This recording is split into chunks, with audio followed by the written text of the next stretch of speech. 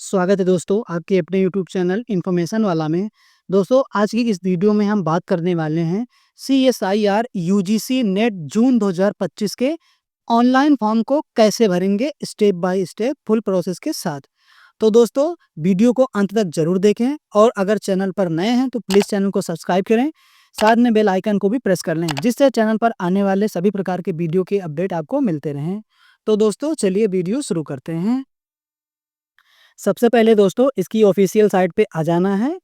आप सरकारी रिजल्ट के माध्यम से भी आ सकते हैं यहाँ पर, हम इस वेबसाइट का लिंक वीडियो के डिस्क्रिप्शन में दे देंगे। तो यहाँ पे दोस्तों हम इसका नोटिफिकेशन पहले देख लेते हैं। तो सबसे पहले दोस्तों इसमें हम एलिजिबिलिटी की बात कर लेते हैं। एलिजिबिलिटी में यहाँ पे दोस्तों एमएससी की डिग्री आपके पास होनी चाहिए या फिर उसके इक्विवेलेंट कोई अदर डिग्री आपके पास होनी चाहिए जिसमें आपने 55% मार्क्स हासिल किए हों। ये दोस्तों जनरल और ओबीसी कैंडिडेट के लिए है और एससी एसटी पीएच कैंडिडेट के लिए 55% मार्क्स दिए गए हैं। अगर इसके अलावा आपके पास बीई बीटेक बी फार्मा या एमबीबीएस की भी डिग्री है तब भी आप इसमें आवेदन अपना कर सकते हैं। और उसके बाद दोस्तों उसके अकॉर्डिंग इसके सब्जेक्ट भी इसमें दिए गए हैं, अवेलेबल सब्जेक्ट। अब बात करते हैं दोस्तों इसमें एज लिमिट की। यहाँ पे दोस्तों एज लिमिट नेट जेआरएफ के लिए अगर आप आवेदन करना चाह रहे हैं तो ऐसे में मैक्सिमम एज आपकी 30 वर्ष होनी चाहिए। और अगर आप लेक्चरशिप या फिर असिस्टेंट प्रोफेसर के लिए आवेदन करना चाहते हैं तो मैक्सिमम एज आपकी कोई लिमिट यहाँ पे नहीं दिया गया है, किसी भी एज में आप अपना आवेदन कर सकते हैं। अब बात करते हैं दोस्तों इंपॉर्टेंट डेट की और एप्लीकेशन फीस की।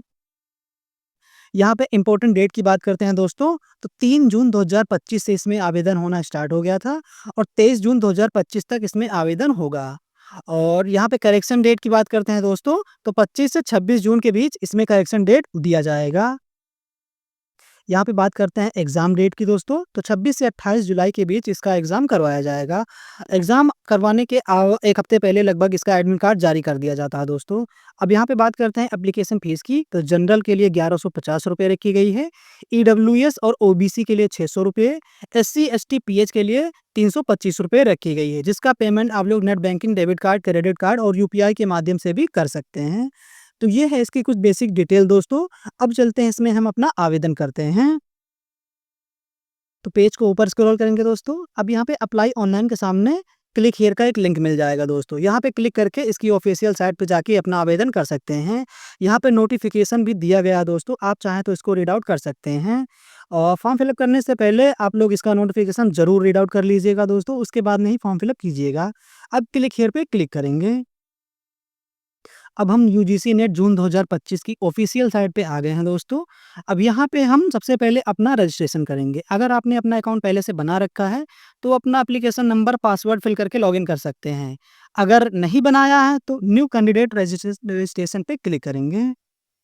अब यहाँ पे इन्फॉर्मेशन बुलेटिन दिया गया है दोस्तों, आप लोग चाहें तो इसको भी रीड आउट कर सकते हैं। यहाँ पे कुछ बेसिक डिटेल दी गई हैं, जैसे कि कैंडिडेट से कितना पेमेंट लिया जाएगा फॉर्म फिलअप के और कैसे आपको अपना रजिस्ट्रेशन करना है, यहाँ पे उसकी फुल प्रोसेस दिया गया है। अब डिक्लेरेशन पे क्लिक करेंगे और क्लिक हियर टू प्रोसीड पे क्लिक कर देंगे। अब यहाँ पे दोस्तों मल्टीपल ऑप्शन दिए जाते हैं, जिस भी मोड में आप अपना आवेदन करना चाहते हैं या फिर आप लॉगिन करना चाहते हैं, आप कर सकते हैं। आप अपने आधार कार्ड से भी यहाँ पे आगे बढ़ सकते हैं, डिजी लॉकर अकाउंट से बढ़ सकते हैं या एबीसी अकाउंट से भी बढ़ सकते हैं। तो पैन कार्ड से भी आप अपना आवेदन कर सकते हैं, लॉगिन कर सकते हैं। तो हम यहाँ पे आधार कार्ड से करेंगे, तो सबसे पहला वाला ऑप्शन क्लिक करेंगे और यहाँ पे अपना आधार कार्ड नंबर फिल करके जनरेट ओटीपी पर हम क्लिक कर देंगे। अब यहाँ पे दोस्तों आपके मोबाइल नंबर पर एक ओटीपी भेज दी जाती है। उस ओटीपी को यहाँ पे फिल करेंगे और वैलिडेट ओटीपी पर हम क्लिक कर देंगे।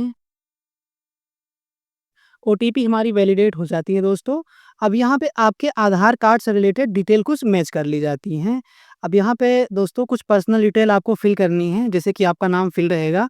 आपको अपने फादर का नाम फिल करना है, आपको अपनी मदर का नाम यहाँ पे फिल करना है, डेट ऑफ बर्थ फिल करना है, ईमेल आईडी फिल करना है, ईमेल आईडी को कंफर्म भी कर देना है, जेंडर सेलेक्ट करना है, एक मोबाइल नंबर भी यहाँ पे फिल करना है, कंफर्म करना है। अगर दूसरा नंबर है तो उसको भी फिल कर सकते हैं। तो ऐसे कुछ बेसिक डिटेल यहाँ पे पूछी जाती हैं दोस्तों।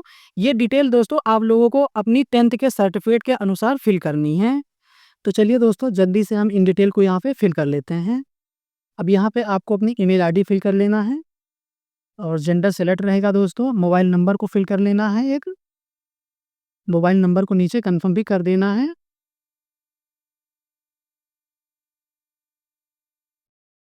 उसके बाद में अगर आपके पास अल्टरनेट मोबाइल नंबर यानी कि कोई दूसरा है तो उसको फिल कर सकते हैं, अदरवाइज़ छोड़ सकते हैं।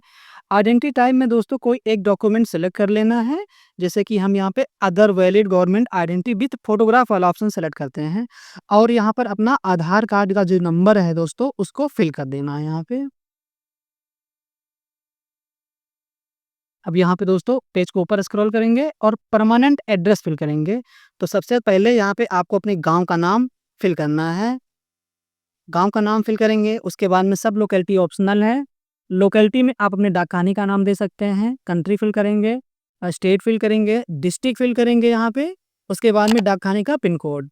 पिन कोड फिल करने के बाद अगर आपका परमानेंट एड्रेस और करस्पॉन्डेंट एड्रेस दोनों अलग-अलग है दोस्तों, तो आप अलग-अलग फिल कर सकते हैं। अगर आपका दोनों एड्रेस सेम है तो यहाँ पे दोस्तों एक सेम एज़ का ऑप्शन दिया जाता है। सेम एज़ परमानेंट एड्रेस पे टिक कर देंगे, आपका दोनों एड्रेस सेम फिल हो जाएगा। अब यहाँ पे आपको एक पासवर्ड क्रिएट कर लेना है। एग्ज़ाम्पल के तौर पर हम आपको बता देंगे किस तरह का पासवर्ड आपको बनाना है और पासवर्ड को फिल करने के बाद कन्फर्म कर देना है पासवर्ड दोस्तों।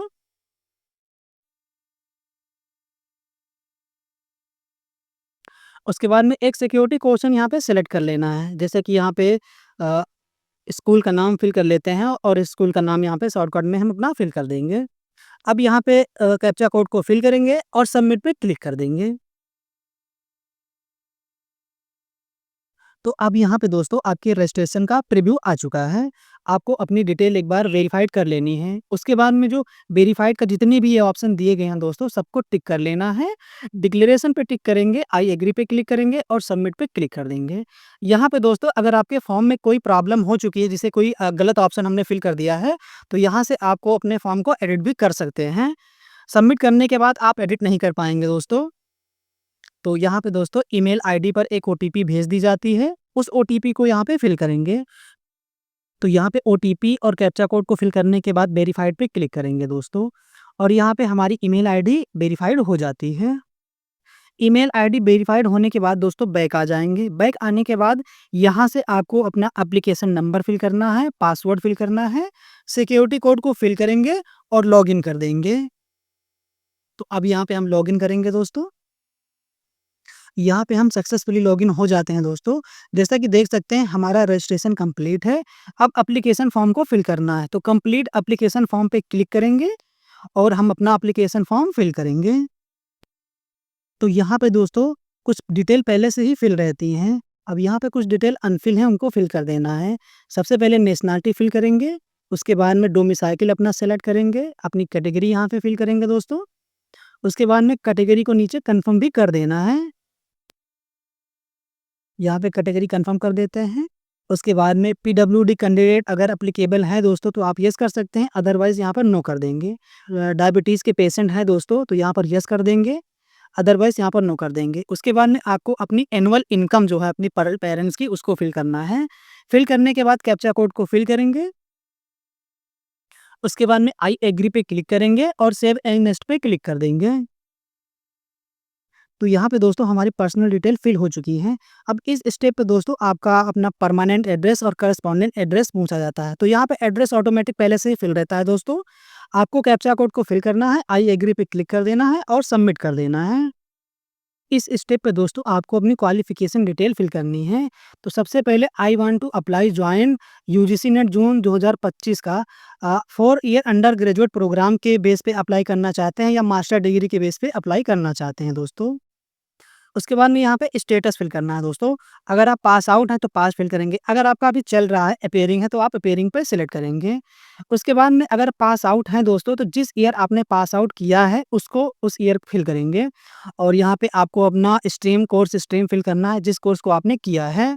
स्ट्रीम सेलेक्ट करने के बाद आपको क्वालिफाइंग एग्जामिनेशन फॉर्म को सेलेक्ट करना है, इनसाइड इंडिया था या आउटसाइड इंडिया। उसके बाद में एग्जामिनेशन स्टेट फिल करना है, जिस स्टेट से आपने अपना एग्जामिनेशन या फिर आपने कोर्सेस पास आउट किया है, तो यहाँ पे स्टेट फिल करेंगे। उसके बाद में यूनिवर्सिटी का नाम यहाँ पे फिल करेंगे दोस्तों। यूनिवर्सिटी का नाम फिल करने के बाद रिजल्ट मोड को फिल करेंगे और परसेंटेज था या सीजीपीए था। रिजल्ट मोड आपका जो भी रहा होगा दोस्तों उसको सिलेक्ट कर लेना है। अब अगर आपका परसेंटेज था तो आपको टोटल नंबर फिल करना है और 10 मार्क्स में आपको जितने नंबर मिले हैं दोस्तों उसको फिल करना है। परसेंटेज कैलकुलेट होके ऑटोमेटिक आ जाएगा। उसके बाद में अगर आप पीएचडी में एडमिशन लेना चाहते हैं तो यस कर देंगे, अदरवाइज़ यहाँ पे नो कर देंगे। उसके बाद में कैप्चा कोड को फिल करेंगे, आई एग्री पे क्लिक करेंगे और यहाँ पे दोस्तों सबमिट पे क्लिक कर देंगे। अब इस स्टेप पे दोस्तों आपको एडिशनल डिटेल फिल करनी है, जैसे कि रिसर्च एक सर्विसमैन डिटेल। तो स्पेशलाइजेशन में अगर आपने कोई स्पेशल डिग्री आपने कर रखी है, कोर्स कर रखा है तो उसकी डिटेल यहाँ पे फिल कर सकते हैं। जैसे कि रिसर्च एक्सपीरियंस में अगर आपने पोस्ट ग्रेजुएशन या पीजी डिग्री कंप्लीट कर रखी है तो उसकी डिटेल फिल कर सकते हैं, अदरवाइज़ यहाँ पे नो कर सकते हैं। MPhil master degree course detail में अगर आपने एमफिल कर रखा है दोस्तों तो यहाँ पे आप यस कर देंगे, अदरवाइज़ यहाँ पर भी आप नो कर सकते हैं। तो ये कुछ एडिशनल क्वालिफ़िकेशन फिल करना रहता है दोस्तों। अगर आपने नहीं कर रखा है, तो सिंपल आप यहाँ पे नो कर सकते हैं। उसके बाद में अगर आप माइनॉरिटी कम्युनिटी से बिलॉन्ग करते हैं, तो येस कर देना है, अदरवाइज़ यहाँ पर भी नो कर देना है। फिर कैप्चा कोड को फिल करेंगे, आई एग्री पे क्लिक करेंगे और सेव एंड नेक्स्ट पे क्लिक कर देंगे हम। अब आई एग्री पे तो आपको एक बार डिटेल देख लेना है दोस्तों। अब सेव एंड नेक्स्ट पे क्लिक कर देंगे। तो अब यहाँ पे दोस्तों ओके पे क्लिक करेंगे। अब यहाँ पे आपका डेटा सक्सेसफुली सेव हो जाता है। उसके बाद में यहाँ पे अप्लाई फॉर पे क्लिक करेंगे, जिस कोर्स के लिए आप अप्लाई कर रहे हैं। तो यहाँ पे दोस्तों बाय डिफ़ॉल्ट एक पे क्लिक करते हैं तो तीनों सेलेक्ट हो जाते हैं। तो सेलेक्ट करने के बाद दोस्तों क्वेश्चन पेपर मीडियम सेलेक्ट करना है। अगर आप हिंदी में पेपर देना चाहते हैं तो हिंदी सेलेक्ट करेंगे, इंग्लिश में देना चाहते हैं तो इंग्लिश सेलेक्ट करेंगे। अब यहाँ पे दोस्तों आपको अपना एक सब्जेक्ट सेलेक्ट कर लेना है अपने अकॉर्डिंग। उसके बाद में यहाँ पे स्पेशल सब्जेक्ट में कोई एक सब्जेक्ट यहाँ पे सेलेक्ट कर लेना है दोस्तों, जो भी आप अपने अकॉर्डिंग सेलेक्ट करना चाहते हैं। सब्जेक्ट सेलेक्ट करने के बाद चूज़ एग्ज़ाम सेंटर में आप अपना स्टेट फिल करेंगे। जो भी आपके नज़दीकी सेंटर है दोस्तों, आप अपने अकॉर्डिंग इसको फिल कर सकते हैं। एग्ज़ाम सेंटर आप अपने नज़दीकी सेंटर को ही सेलेक्ट कीजिएगा। यहाँ पे 4 एग्ज़ाम सेंटर सेलेक्ट करने के ऑप्शन दिए जाते हैं दोस्तों, तो आप अपने अकॉर्डिंग अपने नज़दीकी सेंटर को ही सेलेक्ट करें। एग्ज़ाम सेंटर फिल करने के बाद दोस्तों गार्जियन क्वालिफ़िकेशन डिटेल फिल करनी रहती हैं। तो सबसे पहले आपको अपनी फ़ादर की क्वालिफ़िकेशन डिटेल फिल कर लेनी है। उसके बाद में उनका जो भी प्रोफ़ेशन है दोस्तों, उसको फिल कर लेना है और उसके बाद में आपको अपनी मदर का क्वालिफ़िकेशन डिटेल फिल कर लेनी है और उनका जो भी प्रोफ़ेशन है उसको फिल कर लेना है। इतनी डिटेल फिल करने के बाद दोस्तों पेज को ऊपर स्क्रॉल करेंगे, कैप्चा कोड को फिल करेंगे, आई एग्री पे क्लिक करेंगे, उसके बाद में सेव एंड नेक्स्ट पे क्लिक कर देंगे। यहाँ से आपको एक बार अपनी डिटेल चेक कर लेनी है दोस्तों। अब नेक्स्ट पे क्लिक कर देंगे।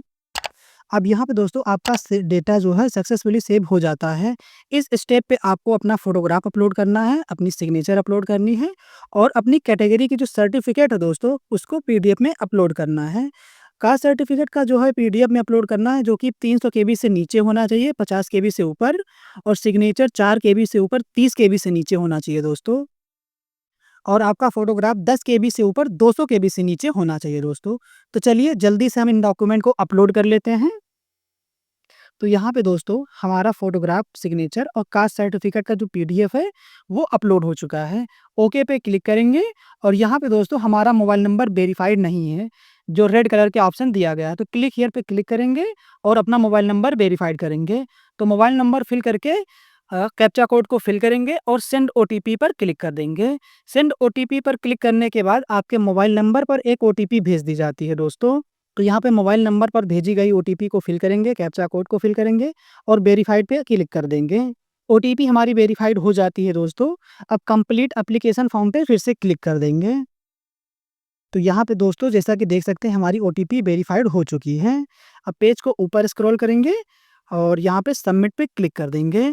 डिक्लेरेशन के जितने भी बॉक्स दिए जाते हैं दोस्तों सबको टिक कर देंगे। वेरीफाइड कर लेते हैं सबको। उसके बाद में फाइनल सबमिट पे हम क्लिक कर देंगे। एप्लीकेशन फॉर्म सक्सेसफुली सबमिट हो जाता है दोस्तों। पे नाउ पे क्लिक करेंगे और अपना पेमेंट कर देंगे दोस्तों। तो यहाँ पे मल्टीपल ऑप्शन दिए जाते हैं, आप अपने अकॉर्डिंग कोई एक ऑप्शन सेलेक्ट कर लेंगे, कैप्चा कोड को फिल करेंगे और सेव एंड नेक्स्ट पे क्लिक कर देंगे दोस्तों। अब यहाँ पे दोस्तों आप अपने अकॉर्डिंग कोई एक ऑप्शन सेलेक्ट कर सकते हैं। तो जैसा कि हम यूपीआई से पेमेंट करेंगे तो यूपीआई पे सेलेक्ट करेंगे